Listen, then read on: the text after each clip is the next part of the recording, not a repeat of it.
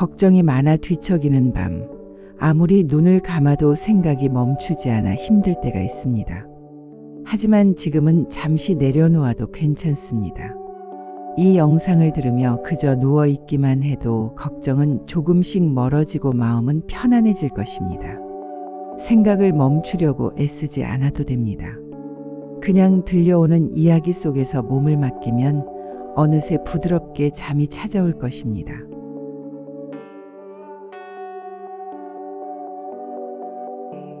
밤이 길다 하여도 마음이 고요하면 그 밤은 짧고 마음이 어지럽다면 짧은 밤도 끝없이 이어진다. 부처님께서 제자들에게 하신 말씀이 이런 뜻이었다. 인간의 삶은 낮과 밤이 번갈아 이어지지만 잠들지 못하는 이에게는 어둠이 결코 물러가지 않는 것처럼 느껴진다. 걱정이 마음을 붙잡고 있으면 눈은 감겨도 정신은 깨어 있고 몸은 누워 있어도 마음은 쉴 곳을 찾지 못한다. 사람은 누구나 살아가며 수많은 근심을 안는다. 과거에 저지른 잘못, 내일 닥쳐올 불확실함, 지금 해결되지 않은 문제들. 이 모든 것이 한꺼번에 몰려와 머리맡에 그림자처럼 앉아있다. 그러나 부처님은 이런 상태가 영원한 진실이 아님을 분명히 일러주셨다. 걱정은 실체가 아니라 마음이 만들어낸 그림자와 같다고 하셨다. 그것이 현실처럼 무겁게 다가오는 것은 우리가 스스로 붙잡기 때문이다. 따라서 걱정을 내려놓는 첫걸음은 지금 이 순간에 집중하는 일이다. 법구경에는 이런 말씀이 전해진다. 어제는 이미 지나갔고 내일은 아직 오지 않았다. 오직 오늘 이 순간의 마음만이 그대의 것이다. 이 말은 단순히 시간의 흐름을 말하는 것이 아니라 사람이 짊어지고 있는 불필요한 짐을 내려놓으라는 뜻이다. 이미 지나간 과거는 되돌릴 수 없고 아직 오지 않은 미래는 내 뜻대로 만들 수 없다. 그러므로 오직 지금 이 자리에서 내가 선택할 수 있는 마음가짐만이 실제이다. 그러나 사람은 쉽게 현재에 머물지 못한다. 잠자리에 누웠을 때 몸은 오늘을 마쳤지만 마음은 내일을 준비한다. 내일의 일은 아직 생겨나지도 않았음에도 불안이 일어나고 가능성이 희박한 상상마저 현실처럼 느껴진다. 이때 필요한 것은 숨을 바라보는 일이다. 부처님은 제자들에게 이렇게 가르치셨다. 들숨을 알며 숨을 들이쉬고 날숨을 알며 숨을 내쉰다. 긴 숨은 긴 줄 알고 짧은 숨은 짧은 줄 안다. 이렇게 알아차리면 마음은 잔잔해진다. 여기서 말하는 알아차림은 단순한 인식이 아니라 몸과 마음을 분명히 지켜보는 행위를 뜻한다. 걱정에 휩쓸려 미래를 향해 달려가지 않고 지금 일어나는 호흡의 움직임을 그대로 바라보는 것이다. 따라서 불면의 밤에 눈을 감고 호흡을 따라가면 생각은 조금씩 힘을 잃는다. 들이쉬는 공기와 내쉬는 공기를 차례로 지켜보다 보면 마음은 더 이상 흩어지지 않고 단순한 리듬에 머무르게 된다. 이렇게 되면 걱정의 소용돌이가 서서히 가라앉고 몸은 저절로 이완된다.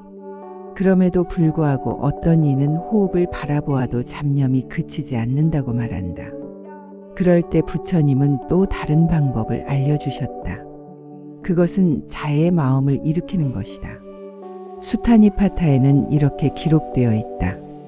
모든 존재가 행복하기를, 모든 존재가 평안하기를, 모든 존재가 근심과 고통에서 벗어나기를. 이 구절은 자애경, 즉 메타수타라 불린다. 여기서 자애란 다른 이뿐 아니라 자기 자신에게도 따뜻한 마음을 보내는 것을 뜻한다. 걱정이 많을 때는 자신에게 가장 가혹하다. 왜 나는 이렇게 불안한가? 왜 나는 잠도 자지 못하는가 하며 자책한다. 그러나 자애의 마음은 스스로에게 먼저 말한다. 나는 평안하기를 바란다. 나는 걱정에서 벗어나기를 바란다. 그런 뒤 그 마음을 가족과 이웃, 나아가 세상 모든 존재에게 넓혀간다. 이렇게 하면 나의 불안이 나만의 문제가 아니라는 것을 깨닫게 되고 마음은 한결 부드러워진다. 또한 부처님은 집착이 걱정의 뿌리임을 밝히셨다. 법구경에서 욕망은 불처럼 태우고 집착은 덫처럼 묶는다. 이것을 버린 이는 자유로워진다. 라고 하셨다. 우리가 밤새 잠 못 이루는 것은 무엇인가를 잃을까 두려워하거나 얻지 못할까 불안해하기 때문이다. 그러나 그것이 영원히 내 것이 아님을 알면 마음은 한결 가벼워진다. 예를 들어 건강을 잃을까 두려운 이는 이미 가진 건강이 언젠가 변할 수밖에 없음을 이해해야 한다. 재물을 잃을까 불안한 이는 재물이 본래 변하고 흩어지는 성질임을 알아야 한다. 이것을 무상이라 부른다. 무상은 모든 것은 변한다는 뜻이다. 이 진리를 깨달으면 집착이 줄고 걱정도 줄어든다. 밤이 깊어질수록 걱정이 더 크게 다가오는 이유는 낮 동안 마음이 분주하게 움직였던 것들이 고요 속에서 드러나기 때문이다. 낮에는 해야 할 일이 많아 마음이 여러 갈래로 흩어져 있어도 그 불안을 잊고 산다. 그러나 어둠이 내리고 몸이 눕게 되면 마음은 멈출 곳이 없어진다. 그때 미처 해결하지 못한 생각들이 하나씩 고개를 든다. 부처님은 이를 번뇌라고 부르셨다. 번뇌란 마음을 괴롭히고 흔드는 온갖 생각과 감정을 말한다. 따라서 밤의 걱정은 특별한 것이 아니다. 그것은 낮 동안 숨겨져 있던 번뇌가 드러난 것이다. 부처님은 제자들에게 이렇게 일러주셨다. 번뇌는 눈앞의 적이 아니라 마음 안의 적이다. 밖에서 오는 화살보다 안에서 일어나는 화살이 더 깊다. 이것은 외부의 어려움보다 스스로 만든 걱정이 우리를 더 힘들게 한다는 뜻이다. 그러므로 불면을 줄이려면 번뇌가 어떻게 생겨나는지 알아차려야 한다. 예를 들어 내일 있을 일을 미리 걱정하는 마음은 아직 오지 않은 미래를 현실처럼 다루기 때문이다. 이 마음의 작용을 불교에서는 유의라 부른다. 유의란 조건에 따라 생겨나는 모든 현상을 뜻한다. 걱정도 조건이 모이면 생겨난다. 그 조건은 나의 기억, 두려움, 집착 등이다. 이를 분명히 알게 되면 걱정은 나를 지배하는 주인이 아니라 잠시 나타났다 사라지는 손님임을 알게 된다. 그럼에도 불구하고 사람은 손님처럼 왔다 가는 걱정을 붙잡는다. 마치 사라지는 구름을 붙잡으려는 것과 같다. 부처님은 이런 집착을 줄이는 길로 무상을 가르치셨다. 무상이란 모든 것이 변한다는 법칙이다. 아무리 강한 불안이라도 결국은 사라진다. 아무리 무거운 걱정이라도 끝없이 이어지지 않는다. 이 사실을 깊이 새기면 마음은 한결 넉넉해진다.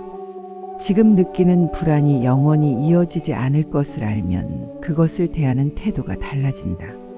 그러나 무상만으로는 충분하지 않다. 부처님은 무아라는 가르침도 함께 전하셨다. 무아란 변화는 모든 것 가운데 영원한 나라는 실체는 없다는 뜻이다. 걱정을 내 것이라고 붙잡을 때 고통이 더 커진다. 하지만 그것은 그저 일시적으로 생겨난 마음의 움직임일 뿐이다. 내가 불안하다가도 어느 순간 다른 생각을 하며 웃는 것을 보면 알 수 있다.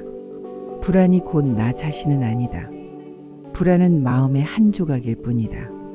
이 점을 분명히 알면 불안을 붙잡을 이유가 줄어든다. 따라서 걱정을 다루는 올바른 태도는 무상과 무아를 함께 새기는 것이다. 걱정은 변하는 것이며 그것은 나 자신이 아니다. 이 두 가지를 깊이 이해하면 불안은 줄어들고 마음은 평온해진다. 또한 부처님은 중도의 길을 가르치셨다. 중도란 극단으로 치우치지 않는 길을 말한다. 걱정을 없애려고 억지로 싸우면 오히려 걱정은 더 강해진다. 반대로 걱정에 완전히 휩쓸려도 고통은 깊어진다. 그러므로 걱정을 억누르지도 붙잡지도 않고 있는 그대로 바라보는 것이 중도의 길이다. 불면의 밤에 눈을 감고 이렇게 말할 수 있다. 걱정아, 너도 왔구나. 그러나 나는 너를 붙잡지 않겠다. 너는 오고 머물다가 사라질 것이다. 이와 같이 태도를 바꾸면 걱정은 힘을 잃는다. 그럼에도 불구하고 사람은 여전히 마음을 달래기 어렵다. 그럴 때 자애의 수행은 큰 힘을 발휘한다. 자애란 다른 존재의 행복을 바라는 마음이지만 동시에 나 자신에게도 따뜻한 마음을 보내는 수행이다. 수타니파타의 자애경은 이렇게 전한다. 자애로운 이는 모든 생명을 사랑하듯 자신도 사랑한다. 그는 다른 존재가 고통에서 벗어나기를 원하듯 자신도 고통에서 벗어나기를 원한다. 따라서 불면의 밤에 눈을 감고 스스로에게 말해볼 수 있다. 나는 행복하기를 바란다. 나는 평안하기를 바란다. 나는 걱정에서 벗어나기를 바란다. 그리고 그 마음을 가족에게 확장해 본다. 나의 가족이 행복하기를 바란다. 나의 가족이 평안하기를 바란다. 이어서 이웃에게 더 나아가 세상 모든 존재에게 넓혀간다. 이렇게 자애의 마음을 보내다 보면 불안은 점차 풀린다. 나만의 문제가 아니라는 자각이 생기기 때문이다. 부처님은 또 이런 말씀을 하셨다. 남을 향한 자애는 곧 나를 치유하는 약이다. 남을 위하는 마음을 내는 순간 나의 마음은 따뜻해지고 부드러워진다. 이는 걱정을 줄이고 잠을 부르는 가장 자연스러운 길이다. 생활 속에서도 이런 가르침을 실천할 수 있다. 잠들기 전 하루 동안 있었던 일들을 돌아보되 자책하지 않는다. 잘못한 일이 있으면 이렇게 다짐한다. 나는 더 나은 길을 선택하겠다. 그리고 마음속으로 짧게 읊조린다. 내 마음이 평온하기를, 내 걱정이 사라지기를, 나는 지금 이대로 충분하다.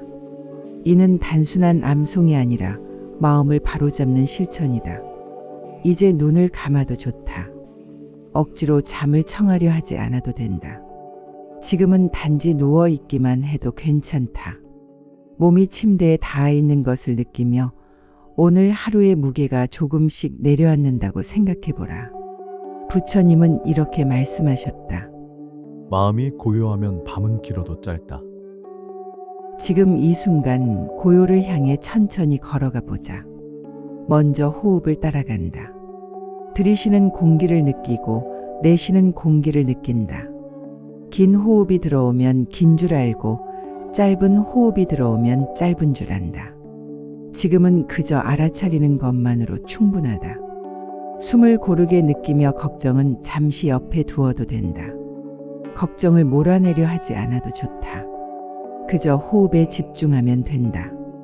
들숨이 들어올 때는 이렇게 속으로 말할 수 있다. 나는 지금 숨을 들이마신다. 날숨이 나갈 때는 이렇게 말할 수 있다. 나는 지금 숨을 내보낸다. 이 단순한 알아차림이 마음을 안정시킨다. 혹시 생각이 밀려들어도 괜찮다. 그 생각은 나의 일부가 아니다. 그것은 하늘에 떠 있는 구름처럼 잠시 나타났다가 흩어지는 것일 뿐이다. 무상하다, 곧 사라질 것이다. 그 생각을 붙잡지 않고 흘려보내면 마음은 다시 호흡으로 돌아올 수 있다. 이제 자애의 마음을 일으켜보자. 먼저 자기 자신에게 말해본다. 나는 행복하기를 바란다. 나는 평안하기를 바란다. 나는 걱정에서 벗어나기를 바란다. 이 말이 낯설게 느껴져도 괜찮다. 마음 깊은 곳에서는 누구나 평온을 원한다. 다음으로 가족을 떠올린다. 얼굴을 떠올리며 속으로 말한다. 나의 가족이 행복하기를 바란다. 나의 가족이 평안하기를 바란다. 나의 가족이 걱정에서 벗어나기를 바란다. 따뜻한 마음이 번져나가면서 가슴이 조금 더 편안해질 것이다. 이제 그 마음을 이웃에게, 세상 모든 존재에게까지 넓혀본다. 모든 존재가 행복하기를 바란다. 모든 존재가 평안하기를 바란다. 모든 존재가 근심에서 벗어나기를 바란다. 이렇게 자애의 마음을 넓히다 보면 불안은 점점 작아지고 마음은 부드럽게 풀린다. 부처님은 말씀하셨다. 자애로운 마음은 밤에도 평온하고 낮에도 평온하다. 꿈속에서도 평온하다. 지금 이 순간 당신의 마음이 자애로 가득 차 있다. 그 마음이 걱정보다 크기 때문에 걱정은 더 이상 당신을 흔들 수 없다. 이제 다시 호흡으로 돌아온다. 들이쉬는 숨, 내쉬는 숨. 호흡은 강물처럼 이어지고 그 흐름 속에서 당신은 점점 깊은 고요 속으로 들어간다. 걱정은 흐름에 실려 멀리 사라지고 당신은 점점 더 가볍고 편안해진다. 이제는 아무것도 할 필요가 없다. 그저 눕고 그저 호흡하며 그저 쉰다. 부처님께서 일러주신 길은 억지로 노력하지 않아도 된다. 중도의 길이란 억지로 쫓지도 거부하지도 않는 길이다. 지금처럼 그저 있는 그대로 받아들이면 충분하다. 몸은 무겁게 침대에 맡겨지고 마음은 점점 가벼워진다. 눈꺼풀은 자연스럽게 내려앉고 생각은 점차 흐려진다. 걱정은 더 이상 힘을 쓰지 못한다. 당신은 이제 깊은 잠 속으로 들어가고 있다. 그리고 이 순간 기억하라. 걱정은 영원하지 않다. 불안도 영원하지 않다. 그것은 잠시 왔다가 사라지는 구름일 뿐이다. 당신은 그 구름이 아니다. 당신은 고요한 하늘이다. 이제 편안히 잠들어라. 부처님 말씀처럼 마음이 고요하면 밤은 더 이상 길지 않다. 당신의 밤은 이제 짧고 당신의 잠은 평온하다.